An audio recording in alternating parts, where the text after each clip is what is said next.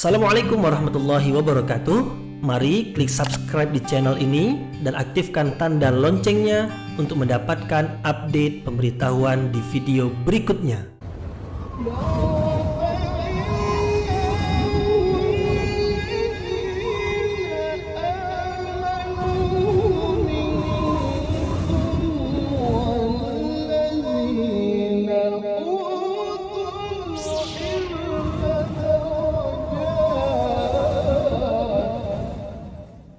A'udzu billahi minasyaitonir rajim. Bismillahirrahmanirrahim. Assalamualaikum warahmatullahi wabarakatuh. Alhamdulillahirabbil alamin wa bihi nasta'inu ala umurid dunya waddin. Nasta'inuhu wa nastaghfiruh wa na'udzu billahi min syururi anfusina wa min sayyiati a'malina. فَمَنْ يَهْدِهِ اللَّهُ فَلَا مُضِلَّ لَهُ وَمَنْ يُضْلِلْ فَلَا هَادِيَ لَهُ أَشْهَدُ أَنْ لَا إِلَهَ إِلَّا اللَّهُ وَحْدَهُ لَا شَرِيكَ لَهُ وَأَشْهَدُ أَنَّ مُحَمَّدًا عَبْدُهُ وَرَسُولُهُ لَا نَبِيَّ بَعْدَهُ أَمَّا بَعْدُ. Kita bersyukur kepada Allah Subhanahu wa taala yang masih melimpahkan rahmat dan nikmat-Nya. Kita bersyukur dengan mengucapkan Alhamdulillahirabbil alamin. Tidak lupa pula bersalawat kepada Rasulullah sallallahu alaihi wasallam dengan mengucapkan Allahumma salli ala sayyidina Muhammad wa ala ali sayyidina Muhammad. Dan bersalam kepada Rasulullah dengan mengucapkan Assalamu alayka ya Rasulullah. Alhamdulillah kita dapat kembali meneruskan pengajian tafsir ayat-ayat suci Al-Quran yang insyaAllah kita akan teruskan kepada surah Al-Ma'idah. Sebelumnya kita sudah selesai dari surah An-Nisa hingga ke ayat yang ke-176. Maka sekarang kita akan lanjutkan pula kepada surah yang berikutnya, yaitu surah yang kelima tertibnya, urutannya dari surah-surah Al-Quran. Al-Quran memiliki 114 surah. Surah yang pertama Al-Fatihah, yang kedua Al-Baqarah, yang ketiga Ali Imran, yang keempat An-Nisa. Sekarang kita akan teruskan pula kepada surah yang kelima, yaitu Al-Ma'idah. Surah Al-Ma'idah. InsyaAllah dalam kesempatan ini kita akan membahaskan dua ayat pertama dari surah Al-Ma'idah, yang mana pada ayat yang pertama Allah Subhanahu wa taala menyeru orang-orang beriman dengan memerintahkan mereka supaya memenuhi janji-janji atau akad-akad yang ada antara mereka dengan Allah Subhanahu wa taala dan antara mereka dengan manusia. Kemudian pada ayat yang kedua pula Allah menyeru orang-orang beriman. Apabila pada ayat yang pertama adalah berupa perintah, seruan yang isinya berupa perintah, pada ayat yang kedua pula adalah seruan yang isinya berupa larangan, yaitu Allah melarang jangan melanggar karena Allah telah menurunkan syariat Islam, maka jangan melanggar syariat Islam, tetapi jalankan syariat Islam itu, hormati syariat Islam itu dengan menjalankannya. Di antara syariat Islam adalah syiar-syiar Allah Subhanahu wa taala pada musim haji, yaitu ibadah-ibadah haji. Kemudian hukum-hukum yang berkaitan dengan ibadah haji, seperti bulan-bulan haji yang mesti dihormati, kemudian binatang sembelihan yang berkaitan dengan ibadah haji, kemudian juga jemaah-jemaah haji atau yang pergi ke Baitullah untuk menunaikan ibadah haji dan umrah, yang mana mereka itu adalah orang-orang yang mengharapkan karunia dan keridhaan Allah. Maka jangan, larangan dari Allah, jangan mengganggu syariat Allah, jangan mencemari syariat Allah, khususnya yang berkaitan dengan ibadah-ibadah haji dan jemaah haji yang melakukan ibadah haji. Kemudian Allah menerangkan bahwasanya umat Islam adalah umat yang mulia, yaitu umat yang menjaga kemuliaan, yaitu dengan tidak melakukan kezaliman meskipun kepada orang yang menzalimi mereka. Kemudian umat Islam supaya menjaga kemuliaan dengan saling tolong menolong untuk melakukan kebaikan dan ketakwaan. Kemudian Allah melarang untuk tidak tolong menolong di dalam berbuat dosa dan permusuhan. Kemudian di penghujung ayat yang kedua Allah memberikan ancaman yang tegas, yang keras, yaitu apabila tidak mau menghormati syariat Allah atau syiar-syiar Allah, maka Allah akan mengazab dan menyiksa dengan azab dan siksaan yang dahsyat, karena Allah Subhanahu wa taala amat dahsyat siksaannya. Jadi dari dua ayat ini, yaitu ayat yang merupakan seruan kepada orang-orang beriman yang isinya ada perintah dan ada larangan. Di ayat yang pertama ada perintah untuk menepati janji, dan di ayat yang kedua ada larangan melanggar syariat Allah. Perintah, larangan itu adalah petunjuk Allah. Isi petunjuk itu adalah perintah dan larangan. Perintah yang baik, larangan yaitu jangan melakukan yang buruk. Jadi apabila Allah memberikan petunjuk, isinya perintah, larangan. Buat ni, buat ni, buat ni. Itu adalah baik. Dan juga jangan buat ni, jangan buat ini, jangan buat ini. Bermakna yang dilarang itu adalah buruk. Apabila Allah memerintahkan yang baik, kemudian kita melakukannya, dapat kebaikan. Apabila Allah melarang dari melakukan keburukan, kemudian kita tidak melakukannya, maka dapat juga kebaikan. Sebab dengan tidak melakukan keburukan, maka terpeliharalah kita di dalam kebaikan. Jadi isi petunjuk Allah itu adalah membimbing manusia kepada kebaikan. Andaikan manusia, khususnya orang-orang beriman, mau menjalankan perintah Allah dan menjauhi larangan Allah, maka mereka dalam kebaikan. Dan janji Allah pula, mereka akan diberikan kebaikan dengan melakukan kebaikan, karena balasan baik adalah untuk orang yang melakukan perbuatan yang baik. Buat baik, dapat balasan baik. Maka orang yang melakukan perbuatan yang baik akan mendapatkan balasan baik. Balasan itu Allah berikan ketika hidup di dunia ini dan ketika hidup di akhirat nanti. Dan bagi orang-orang beriman, balasan yang akan didapatkan di akhirat adalah yang lebih diutamakan. Apa sebab? Sebab sifat balasan itu yang sejati, dan sifatnya adalah kekal selama-lamanya.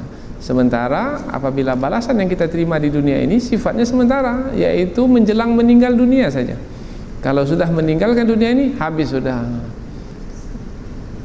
Kemudian apabila meninggal dunia, kita akan menjalani hidup pembalasan selama-lamanya. Maka kita bergantung sepenuhnya kepada balasan dari sisi Allah. Andaikan mendapatkan balasan yang baik, maka beruntunglah, dan itulah keberuntungan yang sebenarnya.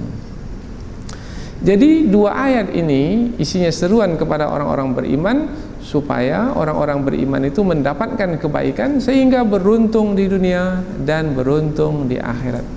Maka ayat ini adalah ayat bimbingan. Mengapa Allah menyeru orang-orang beriman saja? Nanti kita akan bahaskan di dalam tafsir. Dan mengapa kewajiban-kewajiban itu disampaikan kepada orang-orang beriman saja? Nanti kita akan sebutkan di dalam tafsir. Mengapa perintah-perintah dan larangan-larangan itu ditujukan kepada orang-orang beriman? Nanti insya-Allah kita akan bahaskan di dalam tafsir. Beruntunglah orang-orang yang beriman karena mereka adalah orang-orang yang diseru oleh Allah untuk menjalankan kewajiban-kewajiban yang akan mendatangkan kebaikan-kebaikan, baik itu bagi diri mereka ataupun bagi orang lain.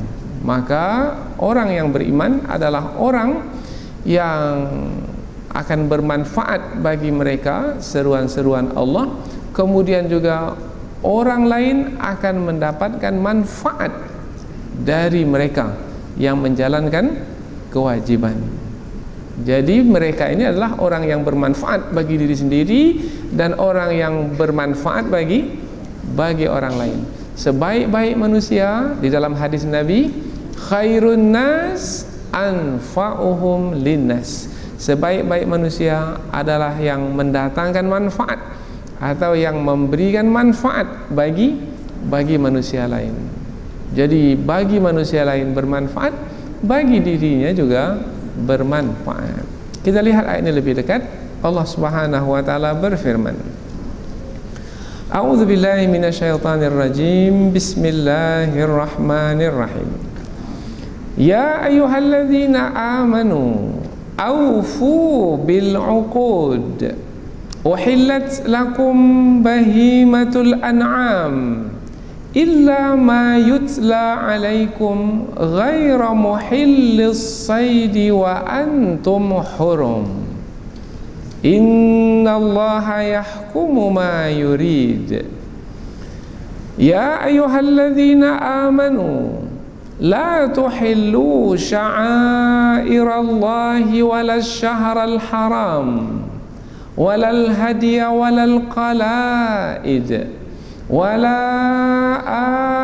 aminal baital haram yabtaghuna fadlan min rabbihim wa ridwana wa idza halaltum fastadu wa la yajrimannakum shana'anu qaum an saddukum 'anil masjidil haram an ta'tadu wa ta'awanu 'alal birri wat taqwa wala ta'awanu 'alal itsmi wal 'udwan wattaqullah innallaha syadidul 'iqab.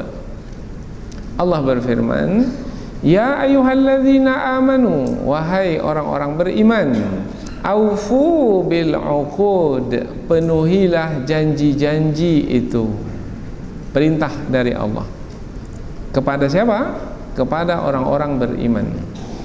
Uhillat lakum, dihalalkan bagi kamu wahai orang-orang beriman, bahimatul an'am, binatang-binatang ternak, illa ma yutla alaikum, kecuali apa-apa yang akan dibacakan kepadamu. Jadi nanti ada yang akan dibacakan. Nah, yang akan dibacakan itu adalah yang diharamkan, maka disebutlah binatang-binatang yang diharamkan. Ghaira muhillis saidi wa antum hurum. Kemudian adalah termasuk yang pertama disebutkan dihalalkan bagi kamu binatang-binatang ternak, kecuali yang akan dibacakan kepadamu. Kemudian tidak termasuk kepada binatang ternak yang diburu di waktu kamu menunaikan ibadah haji. Nah, apabila binatang ternak atau kamu berburu pada waktu menunaikan ibadah haji adalah yang diharamkan, bukan yang dihalalkan. Maka tidak termasuk yang dihalalkan itu adalah berburu binatang ternak pada waktu kamu menunaikan ibadah haji. Innallah, sesungguhnya Allah, yahkumu ma yurid, menetapkan hukum-hukum yang ia kehendaki. Ayat berikutnya, Ya ayyuhalladzina amanu, wahai orang-orang beriman, la tuhillu sya'airallah, jangan kamu melanggar syiar-syiar Allah. Nanti kita akan terangkan dalam tafsir apa yang dimaksudkan dengan syiar-syiar Allah. Wala syahral haram, dan jangan pula kamu melanggar bulan-bulan yang dihormati. Walal hadiah, dan juga jangan kamu melanggar dengan mengganggu binatang al-hadiyah. Nanti kita akan terangkan apa makna al-hadiyah. Walal qalaid, dan juga binatang al-qalaid. Wala aminal baital haram, dan juga jangan mengganggu orang-orang yang pergi mengunjungi Baitullah, rumah Allah yang mulia.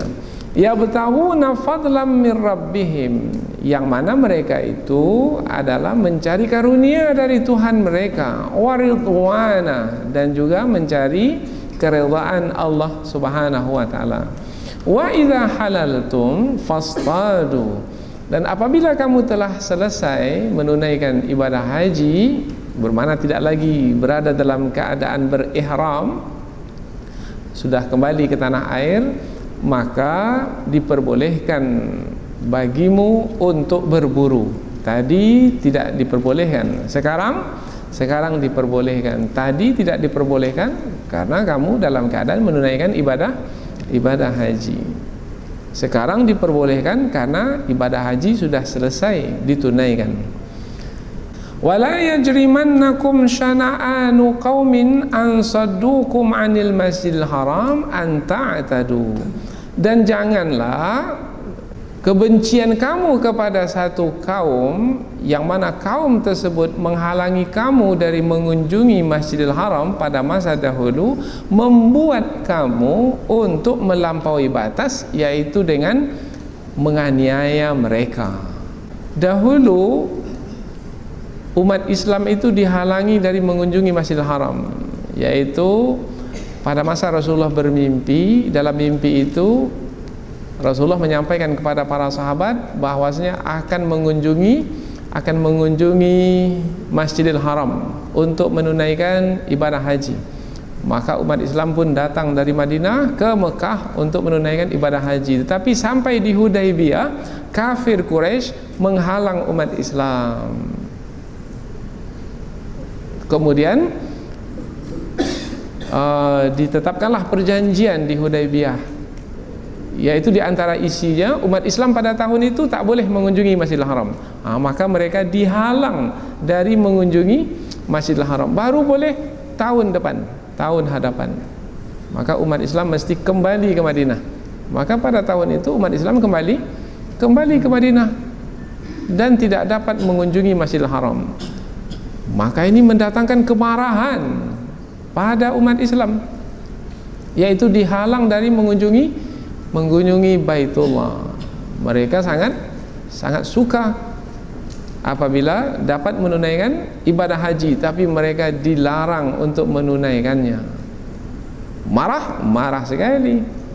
Nah, jangan marah kepada kafir Quraisy yang menghalangi umat Islam dari menunaikan ibadah haji dengan mengunjungi Baitullah, yang membuat kemarahan itu membuat umat Islam melakukan penganiayaan terhadap mereka. Karena umat Islam sudah menguasai kota Mekah dengan pembukaan kota Mekah, maka jangan apabila sekarang telah menguasai kota Mekah kemudian membalas dendam disebabkan karena marah kepada kafir Quraisy yang dahulu menghalang umat Islam dari mengunjungi Baitullah. Maka jangan kamu berlaku aniaya terhadap orang yang kamu benci kepada mereka disebabkan karena mereka menghalangi kamu dari mengunjungi rumah Allah. Maka jangan sampai kamu melakukan kezaliman terhadap mereka. Jangan kamu melampaui batas. Nah, ini kita berikan penjelasan yang agak panjang, tidak sekedar terjemahan, supaya kita memahami kedudukan ayat ini. Kemudian setelah itu Allah memerintahkan orang-orang beriman supaya menjaga kemuliaan mereka dengan tolong menolong sesama mereka, yaitu tolong menolong untuk melakukan kebaikan dan takwa. Dan wa ta'awanu 'alal birri wat taqwa, dan tolong menolonglah kamu untuk melakukan kebaikan dan ketakwaan. Wala ta'awanu 'alal itsmi wal 'udwan, dan janganlah kamu tolong menolong dalam berbuat dosa dan permusuhan. Wattaqullah, dan bertakwalah kepada Allah. Innallaha syadidul iqab, sesungguhnya Allah amat dahsyat azabnya atau siksaannya. Kita ulang dari awal ayat, karena terjemahan ayat ini sangat membantu untuk memahami kandungan ayat. Wahai orang-orang beriman, penuhilah janji-janji itu. Dihalalkan bagi kamu binatang ternak kecuali apa-apa yang akan dibacakan kepadamu, dan tidak termasuk ke dalam penghalalan yaitu berburu binatang ternak ketika kamu menunaikan ibadah haji. Itu tidak termasuk ke dalam perkara yang dihalalkan. Sesungguhnya Allah menetapkan hukum-hukum apa-apa yang Ia kehendaki. Wahai orang-orang yang beriman, janganlah kamu melanggar syiar-syiar Allah, dan jangan pula kamu melanggar bulan-bulan yang dimuliakan, dan juga jangan mengganggu binatang ternak al-hadiyah yang diniatkan untuk disembelih ketika menunaikan ibadah haji, dan juga al-qalaid, yaitu binatang ternak yang telah dipilih, yang telah ditentukan untuk disembelih sebagai mendekatkan diri kepada Allah. Dan jangan kamu mengganggu orang-orang yang pergi ke Baitullah untuk mengharapkan karunia dari Tuhan mereka dan untuk mengharapkan keridhaannya. Dan apabila kamu telah menunaikan ibadah haji, maka diperbolehkan bagimu untuk berburu. Dan janganlah kebencian kamu atau kemarahan kamu kepada satu kaum yang kaum itu menghalang kamu dari Masjidil Haram, mendorong kamu untuk melakukan kezaliman, yaitu melampaui batas. Yang ini susunannya lebih mudah untuk difahami. Dan tolong menolonglah kamu untuk melakukan kebaikan dan takwa, dan janganlah kamu tolong menolong untuk berbuat dosa dan permusuhan. Dan bertakwalah kepada Allah, sesungguhnya Allah amat dahsyat siksaannya. Jadi dua ayat ini seperti yang kita sampaikan di awal tadi, bahwasanya dua ayat ini adalah berisi seruan kepada orang-orang yang beriman. Kemudian seruan tersebut isinya pula adalah berupa perintah dan larangan. Perintah untuk memenuhi janji-janji, kemudian larangan untuk tidak melanggar syiar-syiar Allah. Kemudian Allah Subhanahu wa taala di penghujung ayat yang kedua mengingatkan dengan peringatan yang tegas bahwasanya apabila perintah Allah tidak dipenuhi, kemudian apabila larangan Allah pula yang dilakukan, maka azab Allah amatlah dahsyat. Berarti wahai orang-orang beriman, supaya kamu tidak mendapatkan azab Allah yang dahsyat, maka perintah Allah penuhi, larangan Allah jauhi. Itulah kira-kira kandungan ringkas dari kedua ayat ini. Sekarang kita pindah ke tafsir ayat. Ya ayyuhalladzina amanu, wahai orang-orang beriman. Ini sudah berkali-kali kita menyampaikannya, yaitu apabila Allah menyeru wahai orang-orang beriman, bermakna Allah menyeru sebahagian dari manusia, karena tidak semua manusia beriman kepada Allah. Nah, yang Allah seru adalah yang beriman saja. Mengapa yang beriman saja yang Allah seru? Sebab setelah seruan setelah seruan yang ada di permulaan ayat ini, wahai orang-orang beriman. Setelah seruan ini ada kewajiban yang akan Allah sampaikan. Kewajiban tersebut adalah berupa, kalau dalam ayat ini adalah berupa memenuhi janji-janji. Nanti kita akan sebutkan janji itu ada dua, yaitu janji kepada Allah dan janji kepada manusia. Mengapa Allah menyeru orang-orang beriman saja? Sebab hanya orang-orang beriman yang akan mau menjalankan janji-janji tersebut, yang akan mau memenuhi janji-janji tersebut. Mengapa mereka mau? Mengapa mereka bersedia untuk memenuhi janji-janji, baik janji mereka dengan Allah dan janji mereka dengan manusia? Mereka mau disebabkan karena keimanan yang ada pada mereka. Jadi Allah menyeru orang-orang beriman disebabkan karena keimanan yang ada pada mereka, yang mana keimanan yang ada pada mereka itulah yang membuat mereka bersedia untuk menjalankan kewajiban. Mengapa Allah tidak menyeru seluruh manusia? Sebab apabila Allah menyeru seluruh manusia, kemudian manusia yang diseru itu adalah manusia yang tidak memiliki iman di dalam hati, maka mereka itu tidak bersedia untuk menjalankan kewajiban. Apabila manusia itu tidak beriman dan tidak memiliki kesediaan untuk menjalankan kewajiban, mengapa mesti menyeru mereka itu? Atau percuma saja menyeru mereka yang tidak bersedia untuk menjalankan kewajiban. Jadi mengapa Allah menyeru orang-orang beriman saja? Sebab merekalah yang akan mau menjalankan kewajiban, bermanfaat seruan bagi mereka. Maka Allah menyeru orang-orang yang memang akan bermanfaat seruan bagi mereka. Contoh mudahlah, umpamanya di dalam ayat yang lain Allah menyeru orang-orang beriman supaya mengerjakan ibadah puasa. Ya ayyuhalladzina amanu, wahai orang-orang beriman, kutiba alaikumusiyam, diwajibkan atas kamu berpuasa. Berpuasa itu berat. Tidak makan, tidak minum, kemudian menjaga pandangan mata, pendengaran telinga, kemudian mulut, menjaga diri dari apa-apa yang bisa membatalkan puasa. Oh, berat. Tidak makan, tidak minum, berlapar-lapar, berhaus dahaga. Semua orang mampu melakukan kewajiban ini? Tidak. Siapa yang mampu melakukan kewajiban berpuasa ini? Hanya orang-orang beriman saja. Karena hanya orang beriman yang mampu menjalankan kewajiban yang berat seperti ini, maka Allah menyeru orang-orang beriman saja untuk menjalankan kewajiban ini. Mengapa Allah tak menyeru manusia supaya berpuasa? Sebab tak semua manusia bersedia untuk menjalankan kewajiban berat ini. Bahkan pada hari ini yang mengaku beriman pun tak berpuasa. Maka sebenarnya mereka itu tidak beriman, sebab tidak punya kesediaan untuk menjalankan kewajiban.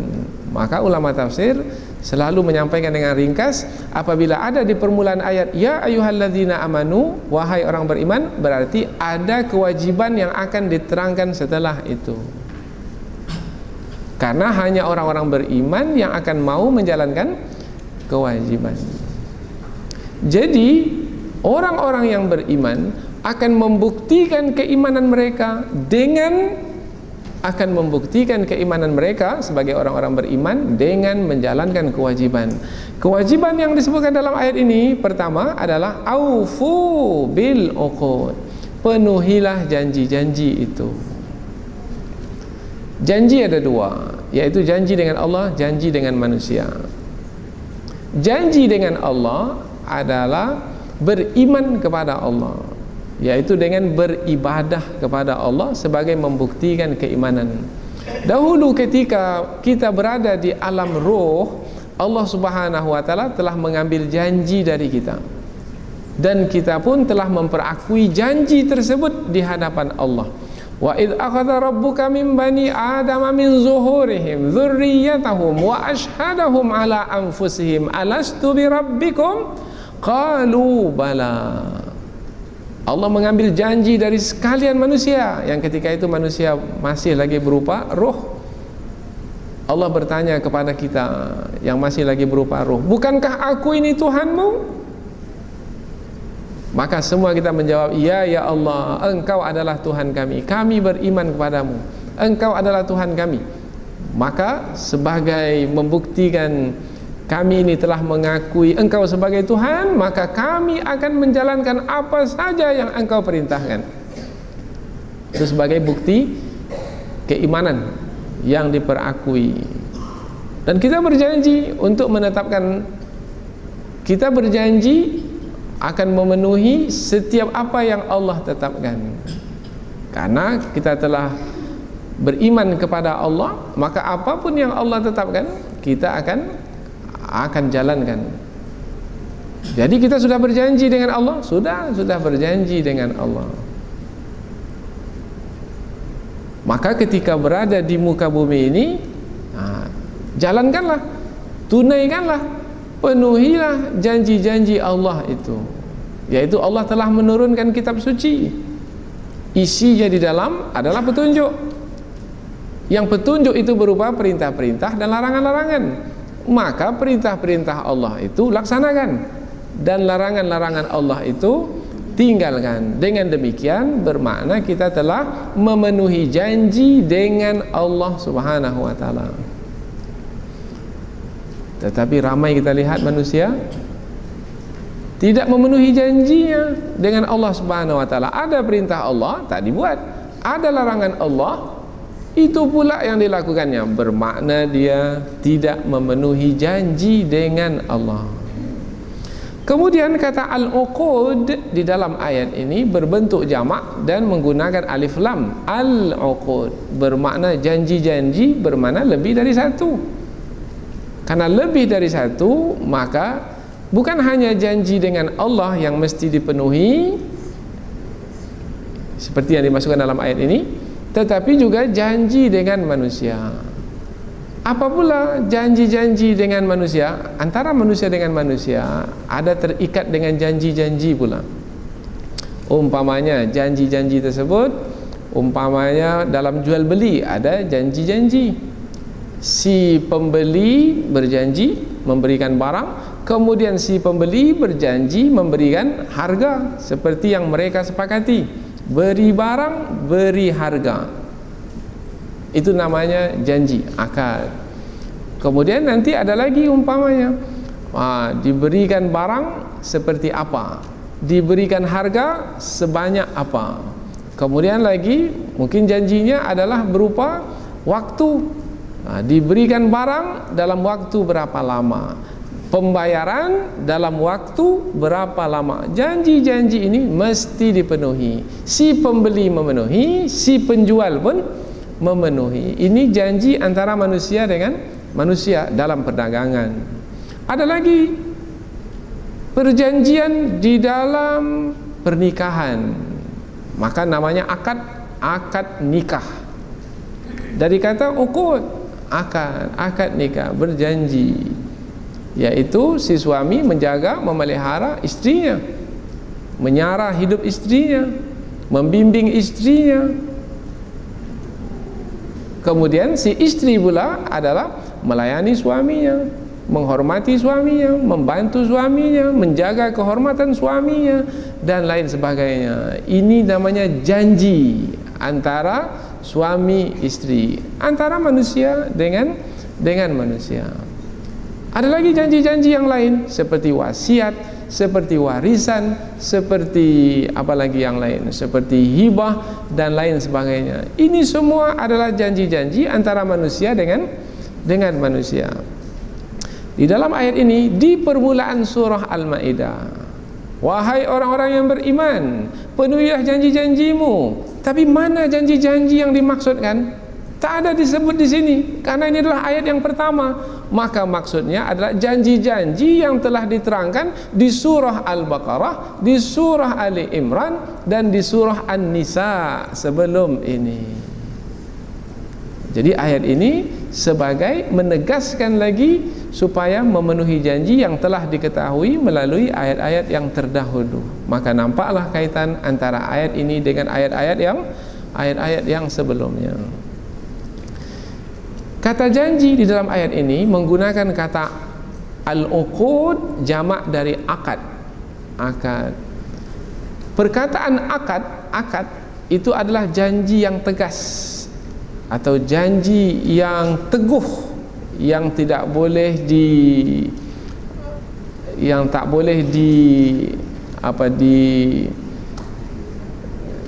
diabaikan begitu saja, tidak boleh. Apa sebab? Sebab perkataan akad ini adalah janji yang disepakati antara dua pihak atau semua pihak yang berjanji. Bermakna apabila semua pihak telah bersepakat untuk berjanji, maka ia adalah menjadi janji yang tegas. Allah berjanji, kemudian manusia pun juga berjanji. Ini janji yang tegas karena kedua belah pihak, manusia dengan manusia, pembeli dengan penjual, kedua belah pihak ada janji yang sepihak, ada janji yang sepihak. Nah, yang sepihak ini kurang kuat. Umpamanya orang tua berjanji pada anaknya, "Nak, kalau kamu nanti lulus dengan hasil yang bagus, maka ayah berjanji." Ini sepihak dari ayahnya saja. Ini janji kedua belah pihak atau semua pihak yang terlibat di dalam perjanjian. Maka janji yang seperti ini adalah janji yang tegas. Nah, Allah Subhanahu wa taala memerintahkan orang-orang beriman supaya memenuhi janji-janji yang tegas itu. Dan orang beriman itu dilihat dari menunaikan janji. Menunaikan janji bermakna ia telah membuktikan keimanan. Orang yang tidak menunaikan janji adalah orang yang tidak membuktikan dirinya sebagai orang yang beriman kepada Allah. Maka manusia itu dipegang atas janjinya. Dan orang yang munafik adalah orang yang apabila berjanji ingkar, tidak menepatinya. Ayatul munafiki salasun, idza wa'ada akhlafa. Di antaranya, tanda orang munafik itu ada 3. Di antaranya, yang pertama, di antaranya adalah apabila berjanji maka dia ingkar janji. Kalau munafik dimasukkan lagi ke dalam golongan orang-orang beriman? Tidak, karena orang munafik itu orang yang mengaku beriman hanya di mulut saja, tetapi di hati sebenarnya tidak. Uhillat lakum bahimatul an'am. Lanjutan dari seruan Allah adalah dihalalkan, wahai orang-orang beriman. Nah, Allah menyeru orang-orang beriman, dihalalkan bagi kamu binatang ternak. Dihalalkan bagi kamu. Berarti halalnya binatang ternak itu adalah karena Allah yang menghalalkannya. Karena ketika disebut dihalalkan bagi kamu binatang ternak, siapa yang menghalalkan? Tak disebut dalam ayat ini siapa yang menghalalkan. Yang dihalalkan binatang ternak. Yang menghalalkan binatang ternak siapa? Tak disebut di sini. Mengapa tak disebut? Di dalam kaedah bahasa Arab, apabila tidak disebut bermakna telah dimaklumi yang tidak disebut itu. Yang tidak disebut itu adalah Allah, karena memang hanya Allah yang berhak untuk menghalalkan. Dihalalkan bagi kamu bermakna Allah menghalalkan bagi kamu binatang ternak. Berarti perbuatan menghalalkan di dalam Islam itu adalah hak mutlak Allah Subhanahu wa taala.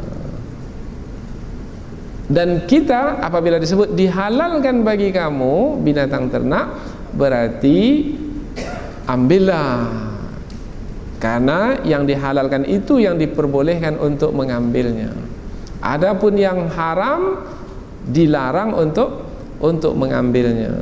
Illa ma yutla alaikum, kecuali apa-apa yang akan dibacakan kepadamu. Nanti akan dibacakan binatang-binatang yang diharamkan. Nah, yang diharamkan itu jangan kamu mengambilnya. Jadi kita ini tidak berhak untuk menghalalkan dan mengharamkan. Jadi kita ini sepenuhnya adalah menghormati halal dan haram yang telah Allah tetapkan, yaitu yang halal kita ambil, yang haram kita tinggalkan. Ghaira muhillis saidi wa antum hurum.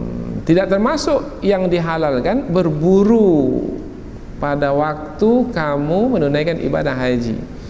Tadi binatang ternak dihalalkan, bermakna zat binatang ternak itu yang dihalalkan, dagingnya dihalalkan, atau lagi juga tulangnya dihalalkan, kulitnya juga dihalalkan. Dihalalkan bagi kamu binatang ternak, zatnya. Sekarang pula tidak termasuk yang dihalalkan berburu binatang ternak. Berburu ini adalah perbuatan. Jadi termasuk yang dihalalkan dan diharamkan oleh Allah bukan hanya kaitannya dengan zat, tetapi juga kaitannya dengan perbuatan. Jadi ada perbuatan yang dihalalkan oleh Allah, ada perbuatan yang diharamkan oleh Allah. Perbuatan yang dihalalkan oleh Allah berburu di luar musim haji. Perbuatan yang diharamkan oleh Allah berburu di dalam musim haji. Jadi ada yang dihalalkan itu berupa zat, ada yang dihalalkan itu berupa perbuatan. Ada yang dihalalkan, ada yang diharamkan itu berupa zat, dan ada yang diharamkan itu berupa perbuatan. Innallaha yahkumu ma yurid. Sesungguhnya Allah menetapkan hukum-hukum apa saja yang Ia kehendaki. Jadi yang berkehendak di dalam menetapkan apa saja yang dihalalkan dan apa saja yang diharapkan dan yang diharamkan, itu adalah hukum-hukum. Itu adalah hak mutlak Allah Subhanahu wa taala. Allah tidak memberikan hak itu kepada siapapun dari manusia. Kalaupun Rasulullah menghalalkan dan mengharamkan, itu pun adalah dengan wahyu dari sisi Allah Subhanahu wa taala. Jadi pada hari ini kita tidak boleh menetapkan dengan diri kita sendiri yang halal dan yang haram. Maka untuk mengetahui yang halal, maka dapatkan dalilnya dari Al-Quran dan Sunnah. Untuk mengetahui yang haram, maka dapatkan dalilnya dari Al-Quran dan As-Sunnah. Ayat berikutnya seruan yang kedua, yang isinya di dalam adalah larangan. Ya ayyuhalladzina amanu, wahai orang-orang beriman, la tuhillu sya'airallah, jangan kamu melanggar syiar-syiar Allah. Ulama tafsir menyebutkan makna syiar-syiar di sini adalah syariat Allah. Syariat Allah itu isinya di dalam adalah hukum-hukum Allah. Yang hukum-hukum Allah itu isinya di dalam adalah halal dan haram, yang dibolehkan dan yang dilarang.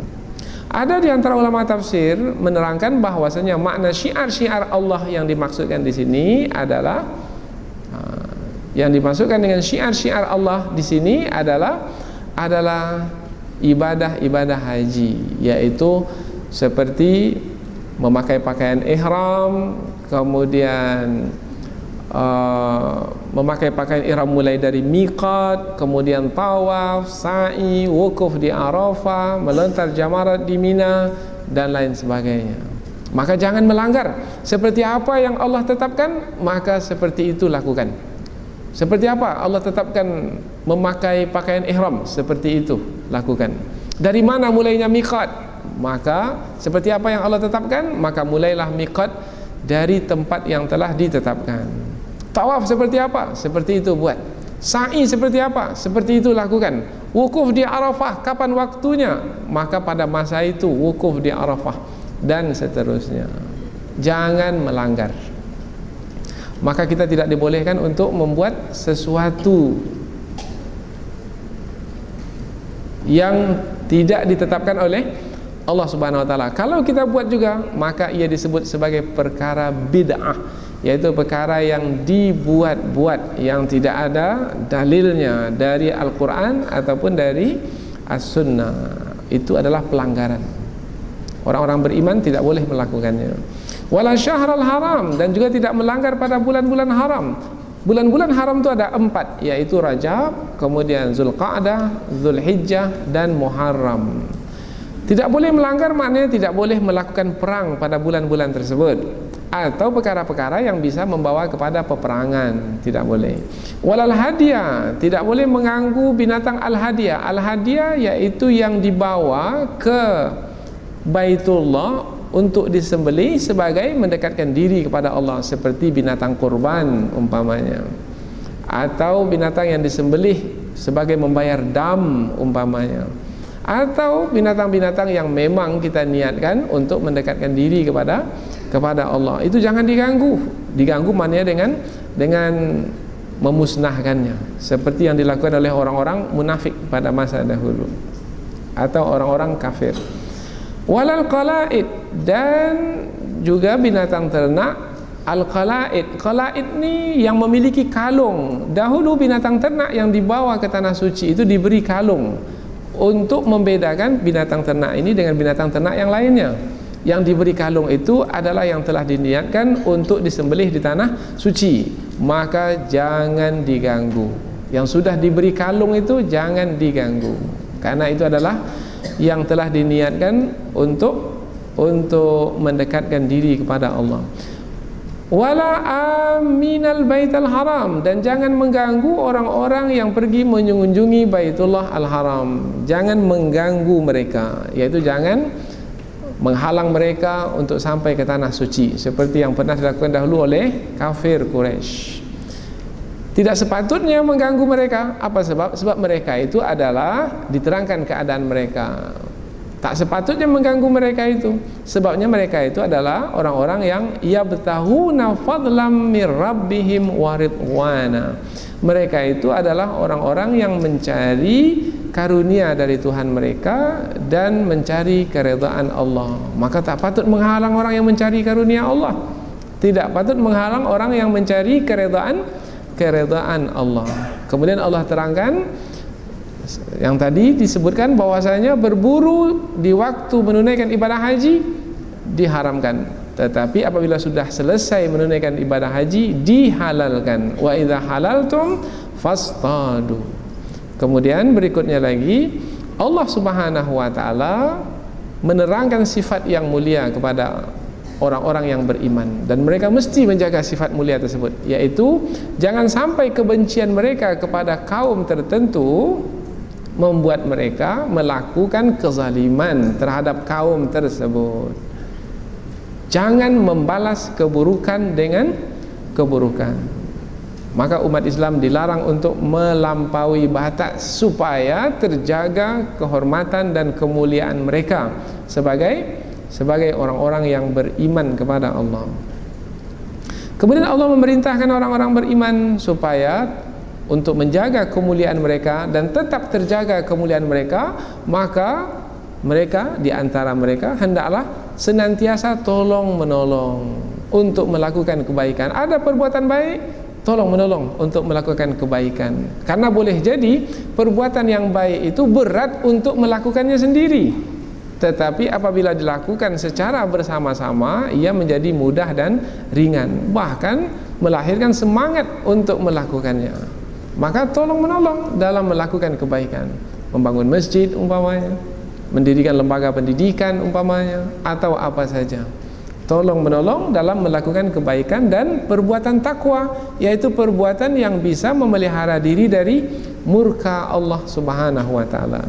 Kemudian di penghujung ayat Allah mengatakan, jangan sampai tolong menolong dalam berbuat dosa dan permusuhan, karena itu bertentangan dengan nilai iman yang ada di dalam hati.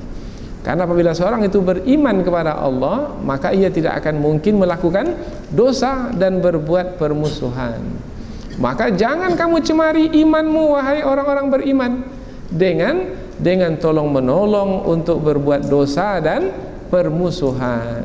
Tapi jagalah imanmu itu dengan tolong menolong untuk melakukan kebaikan dan ketakwaan. Kemudian di penghujung ayat Allah memerintahkan orang beriman supaya bertakwa. Wattaqullah, dan bertakwalah kepada Allah. Selalu kita ingatkan apabila disebut kata takwa diambil dari kata waqa, yaki, maknanya memelihara. Bertakwa kepada Allah maknanya peliharalah diri. Wattaqullah, peliharalah diri dari murka Allah. Apabila Allah murka, maka Allah akan mengazab, akan menyiksa di dunia ini dengan berbagai macam bentuk siksaan. Badan yang sakit lah, harta yang kurang lah, fikiran yang runsing lah, gelisah lah, hati yang susah lah, dada yang sempit lah, dan lain sebagainya. Banyak sekali ya. Ini adalah bentuk-bentuk siksaan Allah. Pelihara diri dari murka Allah. Kemudian murka Allah di akhirat adalah diazab dan disiksa, yaitu dengan dimasukkannya ke dalam neraka. Maka pelihara diri dari murka Allah. Bagaimana caranya? Caranya ayat sebelum ini karena kaitannya dengan perintah dan larangan. Caranya dengan menjalankan perintah Allah dan meninggalkan larangan Allah. Tak mau? Kalau tak mau, ujung ayat sebagai peringatan dan ancaman. Tak mau menjalankan perintah Allah, tak mau meninggalkan larangan Allah, tak mau bertakwa kepada Allah, maka sesungguhnya Allah amat dahsyat siksaannya. Apabila ujung ayat ini adalah berupa ancaman, maka sepatutnya membuat takut, dan tidak akan takut dari ancaman Allah itu kecuali orang-orang yang memiliki keimanan di dalam hati. Mudah-mudahan kita ini adalah orang-orang yang memiliki keimanan dalam hati, sehingga dengan keimanan kita itu kita akan menjalankan kewajiban, yaitu ada perintah-perintah Allah kita jalankan dan ada larangan-larangan Allah kita jauhi, karena kita takut akan azab Allah yang dahsyat. Mudah-mudahan dua ayat ini menjadi bimbingan bagi kita untuk lebih berhati-hati lagi dalam menjalani hidup di dunia ini. Mudah-mudahan bermanfaat. Subhanakallahumma bihamdika asyhadu an la ilaha illa anta wa astaghfiruka wa atubu ilaik. Wassalamualaikum warahmatullahi wabarakatuh.